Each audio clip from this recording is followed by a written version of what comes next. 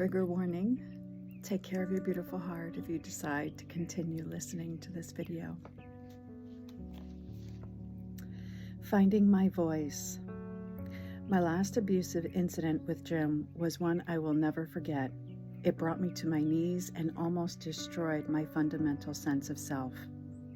When the initial chaos was over, I found myself sitting in a New Jersey family law courtroom wearing a torn, blood-stained sweatshirt.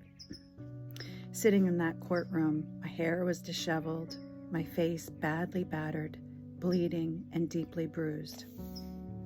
Earlier that day, while immersed in one of his unhinged rages, Jim had beaten me very badly. He dragged me by my hair into the garage and repeatedly slammed my head onto the hard cement floor. Thankfully, my cousin had been visiting with us at the time of the attack and was able to intervene. It was because of her that I had finally called the police. So what I just shared with you was a little excerpt from my book, and it's part of my journey. It's part of my story as a survivor of domestic violence that happened to me. And as I reflect back on this story and add, people ask me questions of how do I overcome my domestic violence? How do I overcome my sexual abuse? My answer is the same. Your intentional presence with your beautiful heart has to become bigger than what happened to you. In other words, you have to matter to yourself more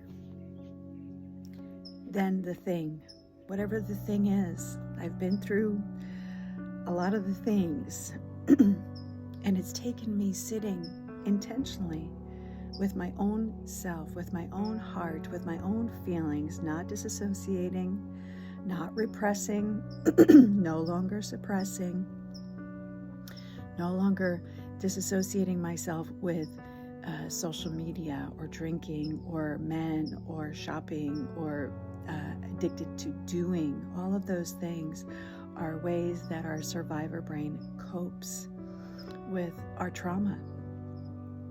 So one of the things that came through in yesterday's medicine ceremony was this profound message of we matter, you matter, your heart matters, how you feel matters, how you're moving through your life, it all matters. But you get to ask yourself the question, are you giving yourself permission to matter to yourself? I mean, just imagine for a moment. This is how I do the healing work. This is how I do it for myself, and this is how I do it for others. Imagine just for a moment. You take an aspect of yourself that went through a trauma, whatever it is, sexual abuse, domestic violence, and you sit them right next to you. Just sit down right next to them. How does that feel in your body? How does that feel in your heart to know you will have a moment, an opportunity to sit with an aspect of yourself that has gone through horrific times in your life? It takes that level of willingness to sit with yourself, to no longer busy yourself with distraction, but to sit with that little 5-year-old, to sit with that little 8-year-old that went through the sexual abuse, to sit through with the 10-year-old that listened to her parents' domestic violence. Whatever the case may be for you, it takes that level of intentional presence and dedication to shift your heart towards healing. To listen. What would they say?